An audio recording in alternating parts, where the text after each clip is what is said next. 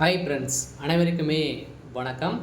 இந்த வீடியோவில் நம்ம எதை பற்றி பார்க்க போகிறோம் அப்படின்னா, இந்த விவசாய கடனுக்காக பார்த்தீங்கன்னா, இப்போ அதிரடியாக தமிழகத்தில் ரூபாய் 2,00,000 கோடி வந்து பார்த்தீங்கன்னா தள்ளுபடி விவசாய கடனை வந்து தள்ளுபடி செய்ய போவதாக ஒரு அஃபிஷியலாகவே தகவல் வெளியாக இருக்குது. இந்த நிலையில் பார்த்தீங்கன்னா விவசாயிகளுக்கு அனைவருக்குமே ஒரு மிக மிக ஒரு மகிழ்ச்சிகரமான ஒரு செய்தியாக பார்த்தீங்கன்னா வெளியே இருக்குது. சில அனைவருக்குமே ஒரு முக்கிய அறிவிப்பாக இருக்க போகுது. சில பார்த்தீங்கன்னா தமிழகத்தில் விவசாயிகள் அதே மாதிரி வந்து பார்த்தீங்கன்னா கடன் வந்து ஆழ்த்தி அனைவருமே கட்ட முடியாத நிலைக்கு வந்து உருவாகி இருக்கு இல்லையா? பயிர்க்கடன் வந்து வாங்கி நிறைய பேர் வங்கியின் மூலமாக வாங்கி வந்து பார்த்தீங்கன்னா நிறைய பேர் வந்து சொத்துக்களை இழந்தக்கூடிய நிலை வந்து உருவாகிருக்கு. இந்த நிலையை தான் இப்போ வந்து பார்த்தீங்கன்னா தமிழகத்தில் கடனில் ரூபாய் 2,00,000 கோடி மத்திய அரசு தள்ளுபடி செய்ய வேண்டும் என அப்பாவுக்கு வந்து பார்த்தீங்கன்னா அதிரடி அப்பாசாமி அவர்கள் வந்து பார்த்தீங்கன்னா இப்போ வந்து மத்திய அரசுக்கு வந்து பார்த்தீங்கன்னா இப்போ வந்து இந்த கடிதம் வந்து கொடுத்துருக்காரு.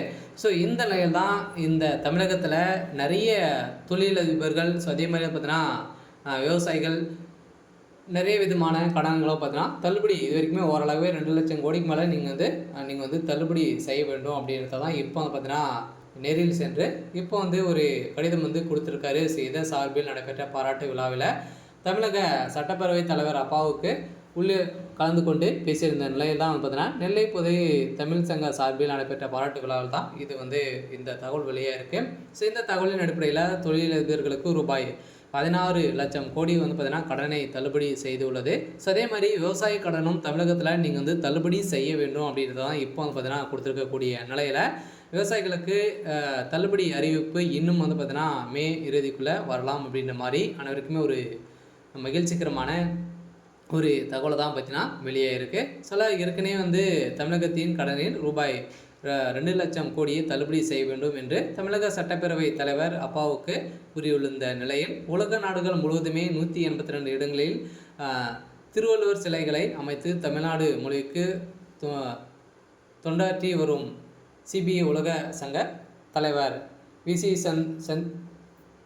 சந்தோஷத்துக்கு நெல்லை பொதிகை தமிழ் சங்க சார்பில் பாளையங்கோட்டையில் பாராட்டு விழா நடைபெற்றது. இந்த விழாவின் விசி சந்தோஷத்துக்கு வள்ளுவ சுடர்மணி என்ற விருதை சட்டமன்ற பேரவைத் தலைவர் அப்பாவுக்கு வந்து வழங்கினது. இதைத் தொடர்ந்து முன்பாக செய்தியாளர்கள் வந்து சட்டப்பேரவைத் தலைவர் அப்பா கூறியது நிலையில் பொள்ளாச்சி விவகாரத்தின் நடவடிக்கைகள் சரியாக இல்லை என திமுக உள்ளிட்ட அப்போது எதிர்க்கட்சிகள் ஒன்றிணைந்து அரசின் மீது நம்பிக்கை இல்லாததை காட்டியதால் தன் வழக்கை வந்து சிபிஐக்கு மாற்றப்பட்டதாக தகவல் வெளியேறிந்த நிலையில் தமிழகத்தில் ஒரு மிகப்பெரிய பிரச்சனைகள் வந்து போயிட்டு இருந்தாலுமே இந்த தமிழகத்தில் திமுக அரசு பொறுப்பேற்கும் போது ரூபாய் 4.5 லட்சம் கோடி கடன் இருந்தது.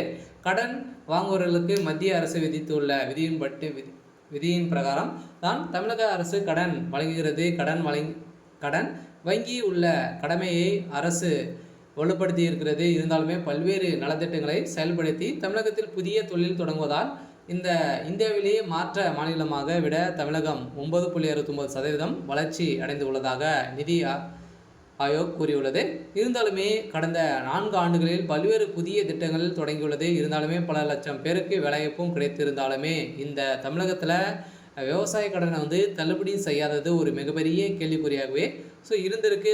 இந்த நிலையில் சட்டப்பேரவை அப்பாவுக்கு வந்து பார்த்தீங்கன்னா இப்போ அதிரடியாக இப்போ தமிழகத்தில் 2,00,000 கோடிக்கு மேலே வந்து பார்த்தீங்கன்னா விவசாய கடன் அதே மாதிரி நகைக்கடனெல்லாம் வந்து 2027 தேர்தலில் வந்து இது வந்து மத்திய அரசு வந்து இதுக்கு வந்து தமிழக அரசுக்கு வந்து கொடுக்கணும் அப்படின்ற மாதிரி இப்போ வந்து பரிந்துரை செய்து உள்ளதாக இப்போ தகவல் வெளியே இருக்கக்கூடிய நிலை தான் இப்போ வந்து பார்த்தீங்கன்னா ஒரு விவசாயிகளுக்கு அனைவருக்குமே ஒரு மகிழ்ச்சிகரமான ஒரு தகவல் வெளியாக இருக்குது. பார்த்தீங்கன்னா நீங்கள் அனைவருமே நகை கடன் அதே மாதிரி விவசாய கடன்லாம் வாங்கியிருப்பீங்க அப்படின்னா வருகின்ற சட்டமன்ற தேர்தலில் 2026 வந்து பார்த்தீங்கன்னா நிறைய அறிவிப்புகள்லாம் வந்து வரப்போகுது. இதுக்கு மேலே வந்து பார்த்தீங்கன்னா அதுக்கு முன்னாடியும் வந்து நிறைய மத்திய அரசு வந்து நிறைய மாநிலங்களும் பார்த்தீங்கன்னா நிறைய கடன்களாம் தள்ளுபடி செய்திருக்கு. இருந்தாலுமே தமிழகத்தில் மட்டுமே எந்த ஒரு கடனும் தள்ளுபடி செய்யாமல் இருக்கக்கூடிய நிலையில் இப்போ வந்திருக்கக்கூடிய அறிவிப்பின் பிரகாரம் பார்த்தீங்கன்னா தமிழகத்தில் 2,00,000 கோடிக்கு மேலே வந்து பார்த்தீங்கன்னா தள்ளுபடி விவசாய கடனை தள்ளுபடி செய்து உள்ளதாக தகவல் வெளியாக இருக்குது. பார்த்தீங்கன்னா கட்டாயம் இதுக்கு தகுந்த அனைத்து ஆதாரங்களும் லிஸ்ட்டுகளும் பார்த்தீங்கன்னா இன்னும் 1 மந்த்துக்குள்ளே வந்து வரப்போகுது. சில தகுதியானவர்கள் அனைவருமே இதில் வந்து தேர்வு செய்ய போகிறாங்க.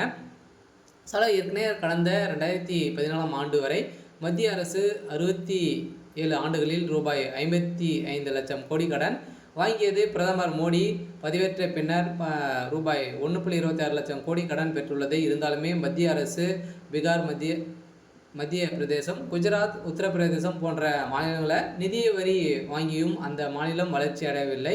இருந்தாலுமே மத்திய அரசு முறையாக நிதி வழங்காத நிலையில்தான் தமிழகத்தில் அடிப்படை வசதி கூட மேம்படுத்த முடியவில்லை. கடன் அவங்க தள்ளுபடி செய்ய முடியவில்லை அப்படின்ற மாதிரி பார்த்தீங்கன்னா இப்போ அப்பாவுக்கு பார்த்தீங்கன்னா பரிந்துரை கொடுத்துருக்காரு. ஸோ இந்த தான் மத்திய அரசுக்கு இந்த விழிப்புணர்வுலேருந்து ஏற்படுத்தி இப்போ தமிழகத்தில் விவசாய கடனை தள்ளுபடி செய்ய போகிறதாக அஃபீஷியலாகவே தகவல் வழியாக இருக்குது. ஸோ இந்த நிலையில் பெரிய கார்ப்பரேஷன் நிறுவனங்களுக்கு மட்டுமே பார்த்தீங்கன்னா 16 லட்சம் கோடிக்கு மேலே மத்திய அரசு கடன் தள்ளுபடி செய்துள்ளது. இருந்தாலுமே தமிழகத்தில் விவசாயிகளுக்கும் பார்த்தீங்கன்னா கடன் தள்ளுபடி செய்யாதது ஏன் அப்படின்ற மாதிரி கேள்வியும் எழுப்பியும், ஸோ அதே மாதிரி தொழிலதிபர்கள் 10 மடங்கு சொத்துக்கள் அதிகம் வைத்து உள்ளனர். இருந்தாலுமே கார்ப்பரேஷன் நிறுவனம் மட்டுமே தான் பார்த்தீங்கன்னா இந்த கடன் தள்ளுபடி செய்ய மத்திய அரசு செய்யுது அப்படின்ற மாதிரி குற்றச்சாட்டுகள் எழுந்திருக்கக்கூடிய நிலையை தான் இப்போ அதிரடியாக தமிழகத்தில் விவசாய கடன் 2 லட்சம் கோடியை பார்த்தீங்கன்னா கடனை மத்திய அரசு தள்ளுபடி செய்ய வேண்டும் என இப்போ பார்த்தீங்கன்னா அறிவுரை ஸோ பரிந்துரை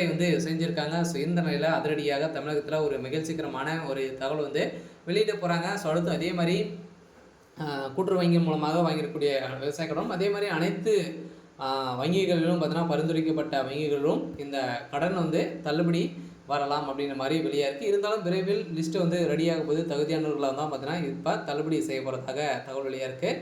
இருந்தாலுமே ஏற்கனவே தமிழகத்தில் ஜெயலலிதா, எம்ஜிஆர் போன்ற வலுவான தலைவர்கள் இல்லை என்று பவன் கல்யாண் என்ற நோக்கத்தில் கூறியிருந்த நிலையில் என்பது தெரியவில்லை. இருந்தாலுமே தமிழகத்தில் யார் வலுவாக தலைவர் என்பது அனைவரும் தெரியும். இருந்தாலுமே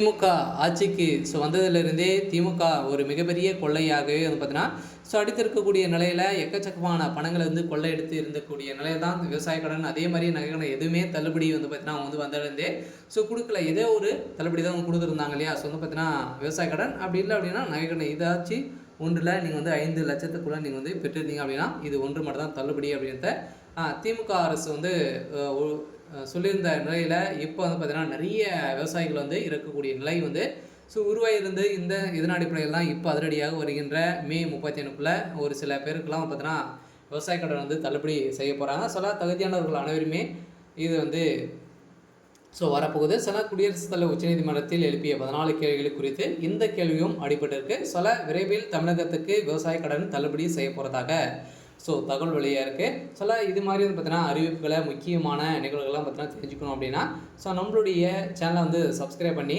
வச்சுக்கோங்க. சில நம்ம சேனல் பார்த்தீங்கன்னா அடிக்கடி இது மாதிரி போடுவோம். சரி ஓகே. ஸோ இன்னைக்கான அப்டேட் இதுதான். மறக்காமல் நம்மளுடைய சேனலை சப்ஸ்கிரைப் பண்ணி சப்போர்ட் பண்ணுங்கள். தேங்க்யூ.